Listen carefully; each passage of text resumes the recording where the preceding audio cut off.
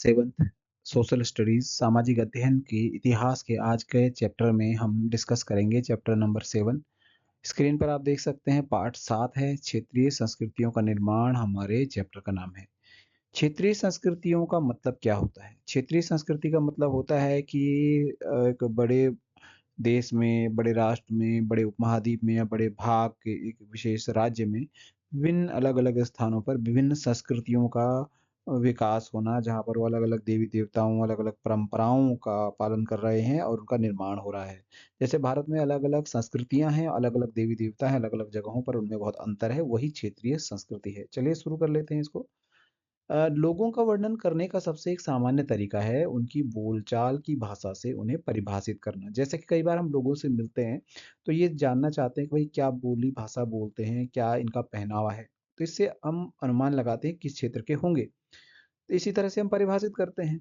जब हम किसी व्यक्ति को तमिल या उड़िया कहते हैं, तो आमतौर पर इसका अर्थ होता है कि वह तमिल अथवा उड़िया भाषा बोलता है। जैसे हम किसी व्यक्ति से मिले, तमिल भाषा बोल रहा है, तेलुगु भाषा बोल रहा है, उड़िया भाषा बोल रहा है, तो हम समझ जाते हैं कि ये जो है इस क्षेत्र के विशेष क्षेत्र के रहने वाले हैं। या फिर वो तमिलनाडु में रहता है, उड़ीसा में रहता है, भाषा के आधार पर अनुमान लगा लेते हैं। इसी तरह से हम प्रत्येक क्षेत्र को कुछ खास किस्म के भोजन, वस्त्र, काव्य, नृत्य, संगीत और चित्रकला से जोड़ा करते हैं। वास्तव में हम जोड़ते हैं। कभी-कभी हम इन अस्मिताओं को मानकर चलते हैं और सोचते हैं कि ये युग-युगांतरों से अस्तित्व में हैं। और हमारा कभी-कभी तो ये मानना हो जाता है कि जैसे कि लोग अलग-अलग प्रकार के वस्त्रों को या तो धारण कर रहे हैं, पहन रहे हैं, तो शायद ये युग-युगांतरों से, सदियों से, सैकड़ों सालों से ये चीज़ें अस्तित्व में होंगी, हमारा ऐसा मानना होता है। लेकिन वास्तव में ऐसा होता नहीं है। भिन्न-भिन्न क्षेत्रों के बीच विभाजक सीमाओं के बनने में समय की भूमिका होती है। जिन्हें हम आज क्षेत्रीय संस्कृतियां समझते हैं, वे समय के साथ-साथ बदली हैं। सच तो ये है कि आज भी बदल रही हैं। दरअसल आज भी हम देखें तो भारत देश के अलग-अलग क्षेत्रों में अलग-अलग कल्चर हैं, अलग-अलग संस्कृतियां हैं और वो संस्कृतियों का विकास भी हुआ है, वो आज भी बदल रही हैं। ये जटिल प्रक्रिया कॉम्प्लिकेटेड प्रोसेस हुआ है तब जाकर के क्षेत्रीय संस्कृतियों का विकास हुआ है।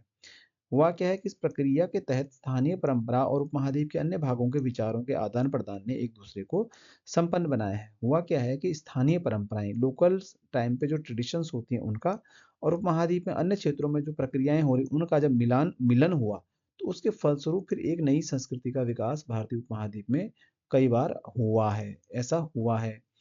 तो जैसे हम देखते हैं कि कुछ परंपराएं तो कुछ विशेष क्षेत्रों की अपनी हैं, जबकि कुछ अन्य विभिन्न क्षेत्रों की प्रतीत होती हैं। इसके अतिरिक्त कुछ परंपराएं खास इलाके के पुराने रीति रिवाजों से तो निकली हैं, परंतु अन्य क्षेत्रों में जाकर उन्होंने एक नया रूप ले लिया है। चलिए इसको समझने के लिए हम देखते हैं और इसमें क्या-क्या चीज़ों को समझने की कोशिश करते हैं। तो सबसे पहले ये वाला टॉपिक देखिए, चेर और मलयालम भाषा का विकास। चेर और मलयालम भाषा का विकास समझते हैं। मैप में सबसे पहले मैं आपको बता दूँ कि चेर कहाँ पर था, ये मैंने दक्षिण भारत बनाया। तो जो ये वाला केरल वाला मुख्य रूप से हिस्सा था, इसको किसी ज़माने में यहाँ पर एक किंगडम हुआ करता था, जिसे कहते थे चेर किंगडम। और ये जो इतना हिस्सा है, इसको कहा करते थे पांड्य किंगडम। और जितना हिस्सा ये बच जा रहा है मुख्य रूप से ये वाला हिस्सा, ये वाला जो हिस्सा पोर्शन है, इसको चोल किंगडम कहते थे। तो चेर, चोल और ये पूरा पांड्य किंगडम था। तो भाषा और क्षेत्र के बीच अंतः संबंध के एक उदाहरण से अपना विश्लेषण हम प्रारंभ कर रहे हैं। उम, चेर राज्य भारतीय प्रायद्वीप के दक्षिणी पश्चिमी भाग में, यह दक्षिणी पश्चिमी भाग जो आज के केरल राज्य का हिस्सा है। तो केरल राज्य का आज हिस्सा है, प्राचीन काल में ये चेर था। 9वीं शताब्दी में स्थापित किया गया था चेर राज्य। आज मलयालम भाषा इस इलाके में बोली जाती है, तो चेर राज्य में या आज के केरल में मलयालम भाषा बोली जाती है। इस क्षेत्र के शासकों ने मलयालम भाषा एवं लिपि का प्रयोग अपने अभिलेखों में किया। कौन सी भाषा का, कौन सी लिपि का प्रयोग इन्होंने अपने अभिलेखों में किया था? इस क्षेत्र के जो राजा थे उन्होंने उन्हें चेर मलयालम भाषा का और लिपि का प्रयोग अपने अभिलेखों में किया था। यहाँ पर आप देख सकते हैं जिस प्रकार से दिखाया जा रहा है कि मलयालम में रचित आरंभिक केरल का एक अभिलेख।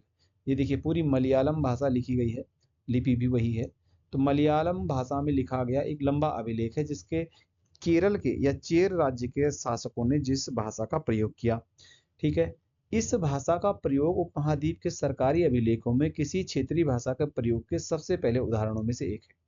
भारतीय उपमहाद्वीप के जो सरकारी अभिलेख हैं उनमें किसी क्षेत्रीय भाषा का प्रयोग का सबसे पहला उदाहरण ये है कि चेर राज्य के लोगों ने मलयालम भाषा का अपने सरकारी अभिलेखों में प्रयोग किया। तो अंडरलाइन करने वाली बात है। क्षेत्रीय भाषा मतलब किसी विशेष क्षेत्र में बोली जाने वाली भाषा वो क्षेत्रीय भाषा है। साथ ही साथ चेर लोगों ने संस्कृत की परंपराओं से भी बहुत कुछ ग्रहण किया, यानी संस्कृत का प्रभाव भी बहुत पड़ा चेर राजाओं पर जो केरल में थे। केरल का मंदिर रंगमंच टेम्पल जो स्टेज है केरल में, जिसकी परंपरा इस युग तक खोजी जा सकती है, संस्कृत के महाकाव्यों पर आधारित था। केरल में एक मंदिर रंगमंच चलता है, उसमें जो परंपरा है उस पर प्रभाव है संस्कृत के महाकाव्यों का, रामायण महाभारत का। मलयालम भाषा की पहली साहित्यिक कृतियां जो लगभग 12वीं शताब्दी की बताई जाती हैं, प्रत्यक्ष रूप से संस्कृत की ऋणी है। यानी मलयालम भाषा में जो प्रथमतया जो साहित्य लिखा गया वो मुख्य रूप से किसकी ऋणी है, वो संस्कृत की ऋणी है जो 12वीं शताब्दी की बताई जाती है।